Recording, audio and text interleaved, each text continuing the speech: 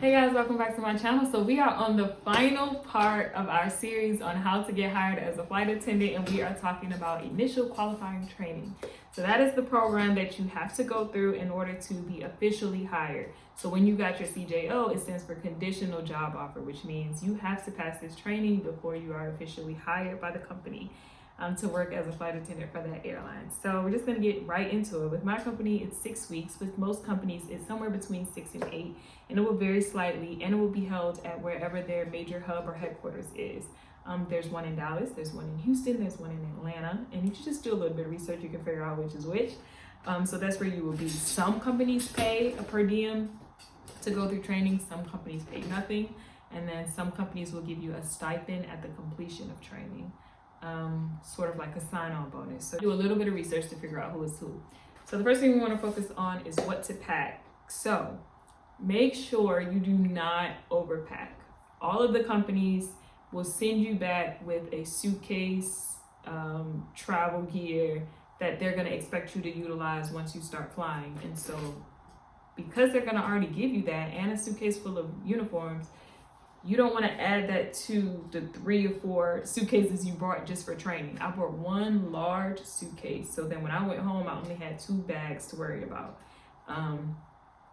In the bag, I packed hair care products, of course. You want to pack your makeup, and then as far as clothes, I had things that were interchangeable. And any type of comfortable like 2-piece set, that's me all day. It's comfortable, it's easy, you don't have to think about it. I had about 3 of these that I just kind of wore intermittently, just like changed it up.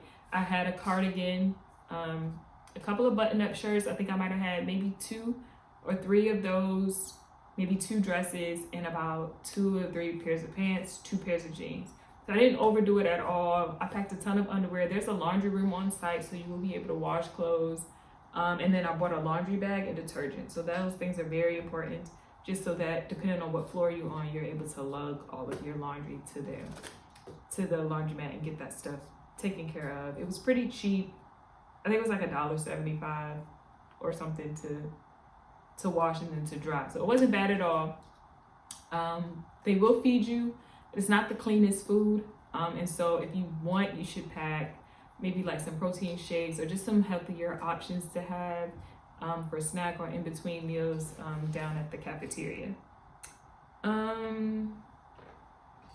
You want to make sure that you stay healthy. And so the way that I stay healthy is I took this vitamin, like liquid vitamin. It was D3, I believe, in black seed oil and K2.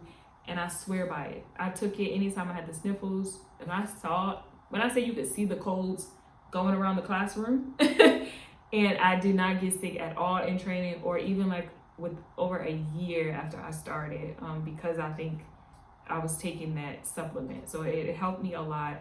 And then I was also taking Mary Ruth's liquid vitamins. So if you want to bring those things, those can be found on Amazon. I'll link them in my Amazon cart. It'll be in the description down below. And I swear by those items, they really, really do help you not get sick. Of course, on top of eating, as clean as you can, getting sleep. So don't stay up all night stressed out and frustrated. You have to go to sleep. You have to take care of your body. And then finally, sunlight, vitamin D. Go outside in the sun, please. Do not rot in the room. Just go out, sit in the sun for a little bit, and just replenish yourself. That's how you stay healthy. That's how you stay vibrant. And you don't let the atmosphere kind of weigh you down, because it can kind of get to you being away from your family and friends, and then even just the anxiety of the constant tests, the being bombarded with information. It's a lot to take on. And so just keeping you in a healthy body keeps you in a healthy mind, and it all works in tandem. And then you want to stay connected with family, but make sure you find a balance. So I would FaceTime my family quite often, but I would make sure, like, okay, I knew when to get off. Like, all right, okay, y'all, I gotta get off and I gotta study because I need this much time to do this before I go to bed at this time. So time management, keeping a balance between missing home, but also knowing why you came to do a thing, and locking in and focusing on the thing you came to do. Next, I would say to figure out your study style. I joined a group the first week, and I quickly realized that I was not a group study person. I just thought there were too many answers being thrown out. A lot of times they were wrong, and like it's just so easy for people to start arguing about what the right answer is and just missing the plot. And so to me, it was much easier for me to study solo. And then I realized that I had like a photographic memory, and so if I just sat and looked at the diagram long enough, when I got into the classroom and it was time to take the test, the diagram would just be burned into my brain, and it would be like I could literally see it. And so I'm just like, So that was my study style. You just figure out what your study style is, or whatever works for you. Do more of that. I would say engage with your classmates. These are going to be your future coworkers. I didn't get too involved. Like, I never really knew what was going on. There was a lot of like drama that started to happen, and I was always just so clueless because I was like, that don't have nothing to do with me. So don't get so involved to where you're a part of the drama, but also don't be so reserved that you miss out on the opportunity to kind of build that connection with people, because you're gonna always be connected to these people. Like, it's almost like a college experience. Like, this is something you guys are always gonna have to like bond over. Like, you're always gonna remember each other. We're all in like a group chat right now that we actually are always talking in, and so they're always gonna be like a part of me. So yeah, and enjoy that and lean into that. Honestly, I think it's beautiful. Next, I would say tie up loose ends at home before you go, because you don't want to be stressed about what's happening back home. I literally had to just be like, you know what?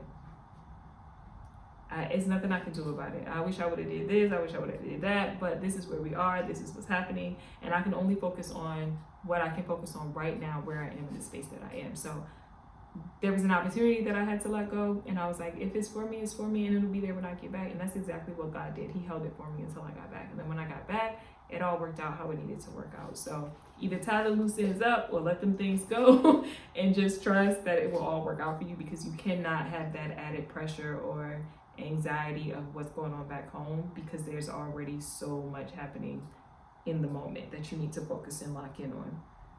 And when I say focus, sometimes it's so hard because I had so much going on, and I would literally have to write focus out on a piece of paper to draw my attention back when I was in class, and could feel myself kind of drifting or going through mom guilt or like just all the things. And so just being adamant and intentional about why you came and seeing it through. Trust me, the first day was the hardest. I give hats off to my instructors, my trainers, because they really helped me get through. I tried to quit so many times, and they were like, you got this. There are other mothers who do this. Like, you're not the only mom. Like, you can do this. And there was so many times where I just was like, I'm not gonna make it. And they were like, girl, yes you are, because we're not gonna let you like quit on yourself. Like, you're here because you deserve to be here, and you need to see this through. And that's like that's the community, like that's the culture at the company that I'm at. And I don't know, I'm grateful. Like, of course, any company people will complain about, like, there can be things that we can improve, that we can be better at, but like, I feel like I landed where I needed to land, where I was supposed to land, and I'm like so grateful. Anyway, get help with your base assignment back home. So you're gonna get your base assignment halfway through training. It was like 3.5 weeks in before we found out where we were going. And mind you, you have like 5 days when training ends to get to that base and start working. And so it's just not conducive to try to shift focus to how you're gonna handle that logistically, relocating in that short amount of time. And so I would like call my sister, hey, they gave me Chicago. We had these things called crash pads. If you have time, can you look up a couple crash pads and tell me what you can find? Like, just little simple things like that. Like, it helps a lot, because you need to focus on those tests. You need to focus on what you came to do. And if you have family, friends, and they don't mind helping you, then definitely lean into that, because it'll help you in the long run. And then finally, this kind of goes back to what I was saying about focus and how my trainers helped me a lot. It's just like not quitting, literally, especially in the first week, because it's going to feel overwhelming. But if you stick that first week out, you start to get into a groove. You start to see how things make sense. You start to see how things come together. Never go ahead of the curriculum and try to figure it out, because they're going in a specific order and at a specific pace for a reason. So if you trust them and trust the process, I promise you, you will come through with flying colors, and they don't want to see you fail. Like, they want to see you do well, and so they help you, they push you, they encourage you to do well. And so good luck in training. If you've made it this far, congratulations on obtaining this really exciting thing. If you found this video helpful, make sure you hit the like button, you subscribe, because there will be more videos to come. And if you want to support me and support my channel, make sure you hit the link below and check out my ebook and purchase it, because it goes even more into depth in the things that I'm discussing. And if not for you, share with a friend that you know may be interested in aviation or being a flight attendant. Thank you guys so much for sitting through this series, and I will see you guys next time.